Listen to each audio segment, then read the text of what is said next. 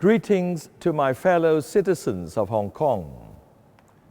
As we approach a Christmas we cannot observe in any traditional way, we are at the same time saying farewell to this frightening year of 2020. We have been dealt a severe blow by the COVID-19 pandemic, which is raging around the world. However, I'm afraid the worst is yet to come, because in the past few weeks, a new wave of the pandemic is hitting Hong Kong and neighboring regions, and the situation is getting worse by the day. In Britain, doctors have discovered a new mutant form of the virus, which is more infectious. The number of daily infections in Hong Kong has reached new heights in recent days, and those who are stricken are getting younger. The pandemic has halted the economy and has destroyed people's livelihoods and damaged their physical and mental health. Research has revealed that the pandemic has filled people's dreams with messages of death, depression, and fear. The pandemic has changed our daily habits and our relationships, stirring up a strong sense of powerlessness and helplessness. The lyrics of one COVID-19 prevention children's song describe our suffering. Due to COVID-19, we cannot do many things. We cannot sit with our friends. We cannot play at the playground. We cannot have PE lesson. We cannot hug our friends. We cannot play with toys together. We cannot play games together. We cannot hold our friends' hands. We cannot share our food. Our teachers told us to wash hands. We have to keep social distance. We cannot go to our friends' seats. We missed the old times. Another trauma the pandemic brings is loneliness. Many elderly people are forced to stay home so that they will not get infected. And since elderly homes has closed their doors to visitors, residents feel the isolation and helplessness most acutely, causing great harm to their physical and mental health. I have heard that there was a taciturn man in an elderly home who seldom reacted to the outside world, being brought to tears by the voice of his wife, whom he had not seen in ages. Christmas will not be celebrated in the same way this year.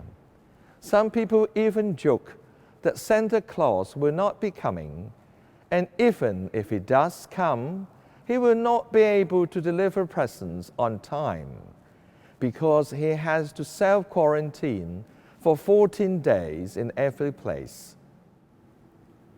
Although the pandemic has spoiled our mood and celebratory activities, the true meaning of Christmas brings us positive energy and hope. It inspires us to work together to fight the pandemic and wait patiently for dawn to come. On Christmas, we celebrate the coming of Jesus Christ, our Savior. His arrival changed the course of the world and enriched people's lives. In His presence, nobody would think themselves a burden to society. He cares for people's sufferings in mind and body, and His love has the power of healing. His life was lived for the sake of the people. At Christmas, not only can we receive the love, joy, and peace brought by the coming of Jesus Christ, we can at the same time be inspired to emulate him and care for those in need. In the face of this grave situation, we especially need to embody the spirit of Christmas and fight the pandemic together, attend to people with fragile hearts, and support those who are feeling sad or dispirited.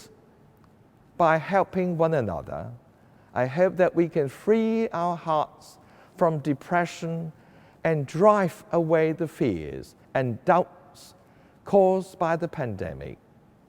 We also need to support and encourage healthcare workers who are toiling under immense stress, and all the government workers who commit themselves to their roles untiringly. To triumph over the pandemic, we need to carry on in a spirit of cooperation and work together to maintain discipline. We also need to prompt the government to take decisive action. Aside from this, a city-wide vaccination program is also vital. I hope that the government will make a thorough plan to vaccinate all citizens efficiently, because this is a key battle in the war against COVID-19. Failure is not an option. I hope that we can be free of the torment of pandemic so that economic activities could resume and people's health and lives could be protected. A beautiful prayer reads, "During this time when we cannot physically wrap our arms around one another, let us yet find way to be the loving embrace of God to our neighbors." May Christmas fill Hong Kong with joy and peace and drive away the darkness of the pandemic, allowing the dawn of new life to return. Lastly, I wish all citizens of Hong Kong a healthy and peaceful Christmas